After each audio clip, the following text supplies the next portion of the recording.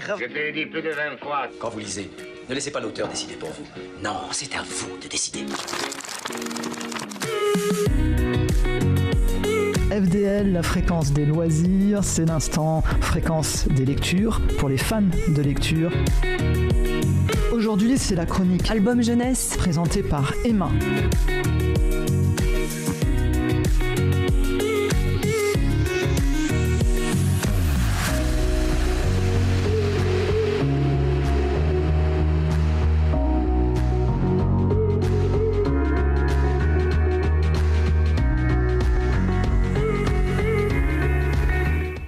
Bonjour, chers auditeurs et auditrices de FDL. Voilà, c'est mercredi, chronique jeunesse, album jeunesse. Pourquoi je tiens absolument à vous parler de Philippe Corentin? Mais c'est parce qu'en ce moment, il y a un événement au Muséum de l'illustration jeunesse de Moulins. Ce muséum propose Scrogneux, l'exposition La Plus Mieux sur l'œuvre de Philippe Corentin. C'est une exposition qui se tient, qui a commencé en décembre 2023 et qui se tient jusqu'au 16 juin 2024. Et c'est pour rendre un hommage à Philippe Corentin qui nous a donc quitté le 7 novembre 2022 à 86 ans. Il laisse, Philippe Corentin, une pléiade d'histoires faites davantage pour réveiller les enfants que pour les endormir. C'est ses propres mots. Dans cette exposition, il y a à peu près plus de 200 dessins originaux qui ont été sélectionnés par l'artiste lui-même et prêtés par la famille. Le musée de l'illustration jeunesse, il se tient au 26 rue Voltaire à Moulins. Je vais vous donner le numéro de téléphone et l'adresse mail parce qu'il y a des événements tout autour de cette exposition, des ateliers, des animations et c'est bien d'y aller et puis de voir un peu tout ce qu'ils proposent. Alors, le numéro de téléphone, c'est le 04 70 35 72 58, 04 70 35 72 58 et le site c'est www.musée.allier-.fr musée au pluriel, .allier-.fr. Pour ce qui est de l'info sur le muséum de l'illustration jeunesse de Moulins qui a l'air vraiment passionnant. Enfin, ça a l'air passionnant. Je suis allée sur le site, c'est vraiment très intéressant. Philippe Corentin.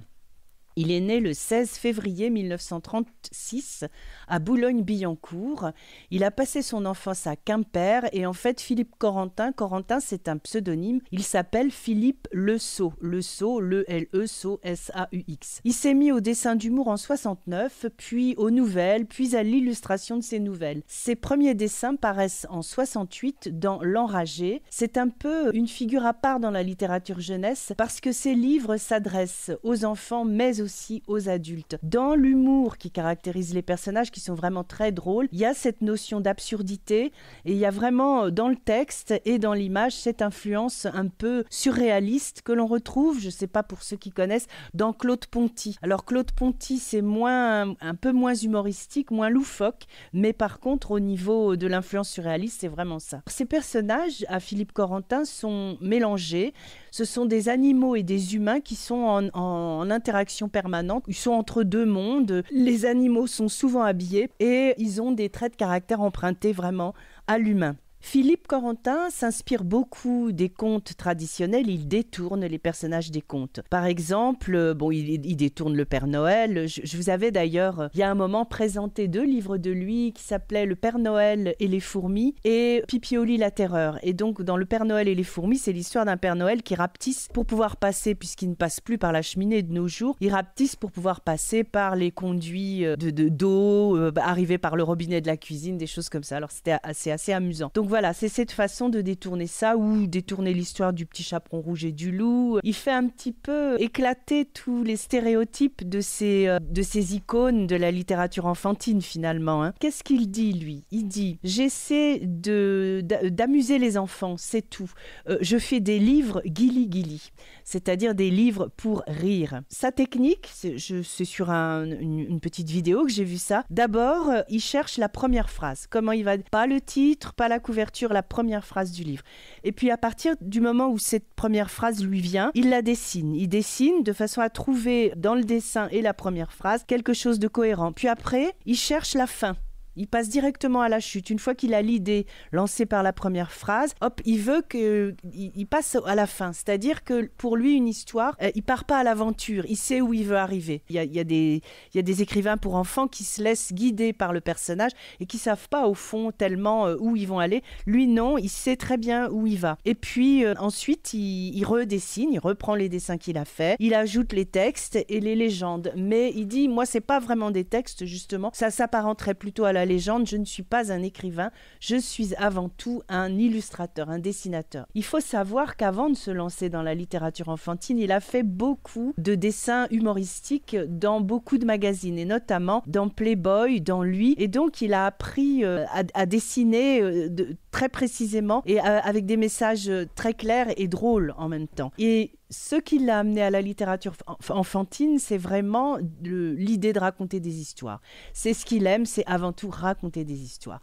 Donc c'est pour ça qu'il s'est dit un jour, je vais plus faire des illustrations détachées comme ça, je vais me lancer dans je raconte une histoire. Ce qu'il dit aussi, c'est qu'évidemment, dans le fait de raconter des histoires à des enfants, il y a énormément de contraintes auxquelles on doit se conformer, les contraintes qui sont imposées par l'éditeur, le format du livre, enfin bref, la quantité de pages, toutes ces contraintes, et puis la lisibilité, et puis des contraintes, on ne peut pas tout montrer et tout dessiner, donc voilà. Mais lui, la seule chose qu'il regrette un petit peu dans ces contraintes, c'est qu'on doit toujours être au premier degré, parce qu'il faut être compréhensible pour les enfants. Et on verra qu'il déroge un petit peu à la règle. Parfois, c'est pas du tout du premier degré, et c'est presque même de l'humour qui s'adresserait à des adultes. En même temps, les enfants comprennent beaucoup plus qu'on ne le pense parfois, et que quand ça semble un peu compliqué, ils s'y retrouvent très bien. Il met beaucoup de temps pour faire un livre. Il dit que pour lui, il faut que ça bouge, il faut qu'il y ait toujours du mouvement et de l'action dans les histoires qu'il raconte, parce que l'histoire ne doit jamais perdre en intensité. Il est très, il y a quelque chose toujours de très dynamique dans les livres qu'il fait, et des actions qui sont, il y a une cohérence entre une page et l'autre, et il y a une continuité d'action qui est finalement facile à suivre. C'est pas, on s'attache aux personnages et on suit des personnages. On part pas complètement dans l'imaginaire un peu fou. Il met beaucoup de temps donc pour faire un livre. Il dit qu'il met au minimum 1 année pour faire un livre. Il parle évidemment des influences qu'il a eues. Alors, beaucoup en fait d'influences, films, bouquins, mais ce qu'il dit, c'est qu'en fait, lui, il a rien inventé, il dit lui-même, rien n'est de moi, parce qu'au fond, à avoir vu tous ces peintres, il cite Dürer, il cite beaucoup de peintres aussi flamands, et il dit voilà, ils ont déjà tout fait, donc moi, je regarde juste comment ils font, et puis j'essaie, je m'inspire de ça, quoi. Son illustration, donc, une grande richesse visuelle, des couleurs et des lignes vraiment très nettes. Souvent, ces personnages ont des noms très amusants, donc ça fait rire déjà. Il y a beaucoup de jeux avec les mots, beaucoup de jeux de mots aussi, et un vocabulaire recherché. Parfois, il y a vraiment des mots qui sont pas franchement de l'univers enfantin, mais les enfants interrogent justement sur ces mots-là, notamment le mot hilar. Il est hilar, c'est pas évident pour un enfant de 4 ans ou 5 ans. Une fois qu'on lui explique, c'est bon, ils ont compris, et ça leur fait un mot de plus dans leur vocabulaire, et c'est pas négligeable. Donc c'est un univers à la fois très humoristique et en même temps exigeant pour tout ce qui est du texte et même du dessin.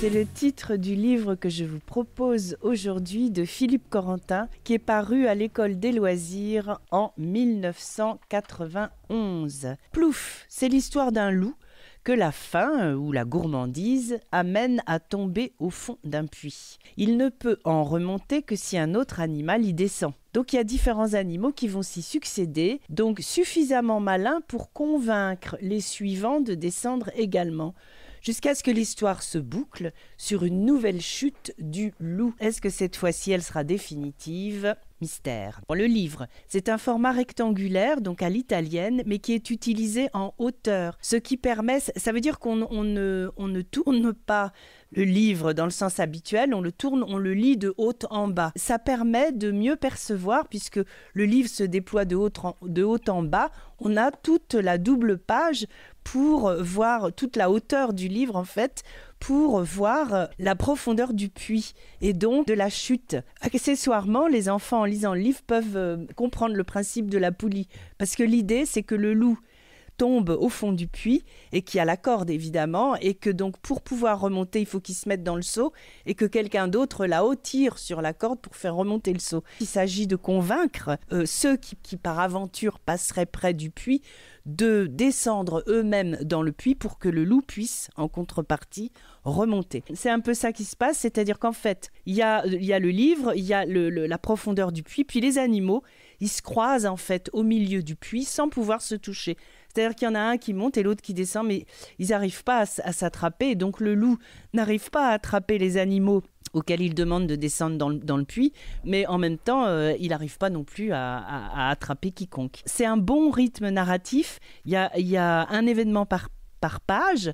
Les personnages sont très malins, il y a beaucoup d'humour et il y a beaucoup de détails. Alors il faut vraiment regarder les petits détails, et notamment dans l'image en bas du puits, donc au fond du puits, il y a une petite grenouille qui est là apparemment depuis toujours, enfin c'est sa place, et qui quelque part représente le regard de celui qui est là et qui voit les choses arriver et qui fait ses petits commentaires. Elle ne fait pas ses commentaires avec des mots évidemment, elle fait ses commentaires avec le dessin et avec ses expressions.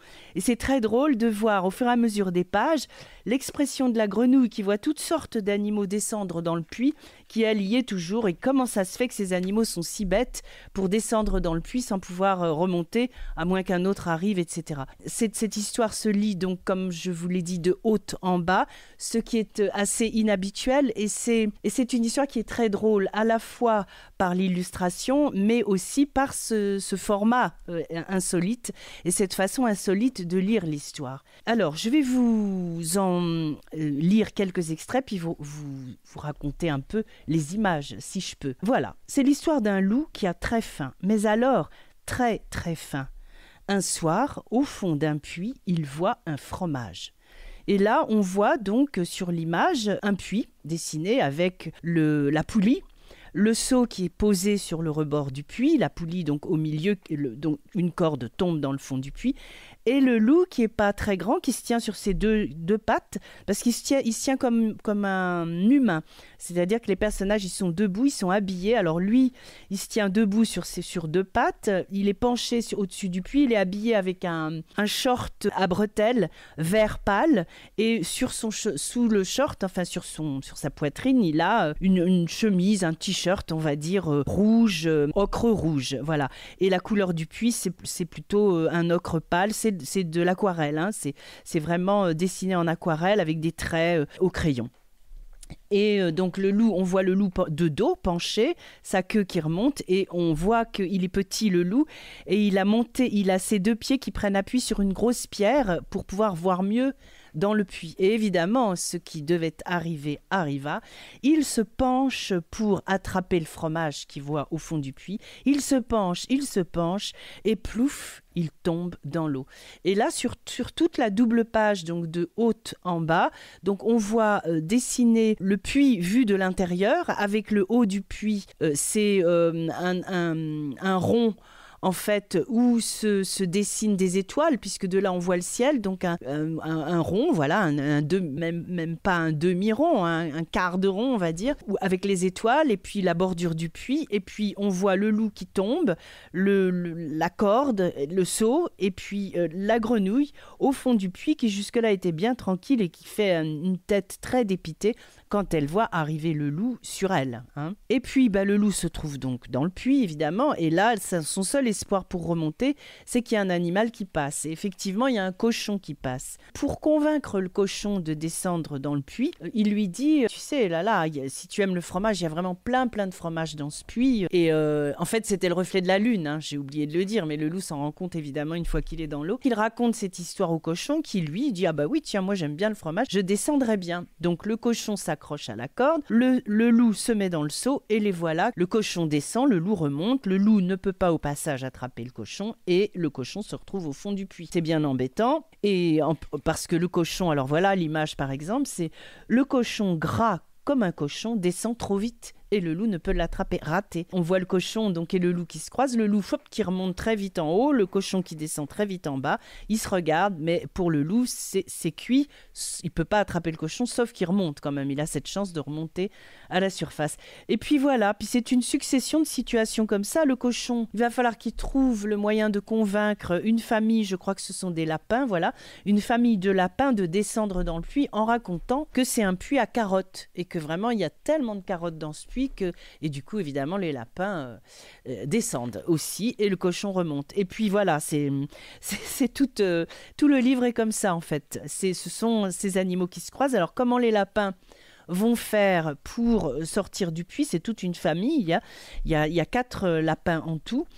3 lapins, pardon, le père et deux petits lapins. Donc qui sont au fond du puits. Comment ils vont faire? Et puis là-haut, coup de chance, il y a le loup qui revient.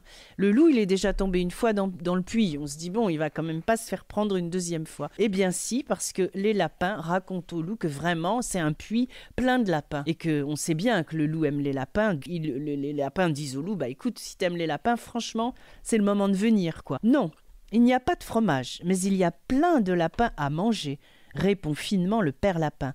Tu n'aimes plus ça, les lapins? C'est le loup au loup à qui il s'adresse. Mais si, s'esclaffe le loup, qui, oubliant toute prudence, saisit la corde et se jette dans le puits. Sauf que là, bon, évidemment, du coup de chance, les lapins remontent et le loup retombe dans le puits. Cette fois-ci, la grenouille en a par-dessus la tête et elle a plongé parce qu'elle en a assez vu et elle s'accroche aussi au seau. Non, elle n'a pas plongé, elle s'accroche aussi au seau. Les lapins remontent dans le seau.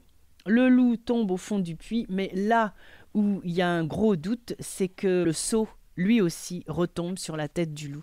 Et là, on se dit, si tout est retombé sur la tête du loup, ça va être un peu compliqué pour le loup de ressortir. Finalement, la boucle est bouclée, le loup se retrouve de nouveau dans le puits, et cette fois-ci, on ne sait vraiment pas comment il va faire pour s'en sortir. C'est très très drôle, l'histoire est rigolote, le texte pareil, et les images, je ne sais pas comment les décrire, elles sont extrêmement expressives, les animaux sont rigolos, le loup il est vraiment drôle, il est un peu benet, nigaud, tous les animaux sont assez malins finalement, puisqu'ils arrivent toujours à trouver le moyen de se sortir d'affaire, et c'est un peu c'est curieux que le loup soit si peu intelligent, mais dans les livres de Corentin, c'est souvent le cas. Les loups sont un peu ridiculisés, ils sont en même temps, ils sont pas antipathiques, parce que quand ils sont méchants, ils sont pas vraiment méchants, puis finalement, voilà, ils sont un peu le dindon de la farce, si on peut dire. Voilà, ça c'est Plouf de Philippe Corentin. La semaine prochaine, je vous en présenterai un autre, et j'essaierai de vous en présenter assez régulièrement,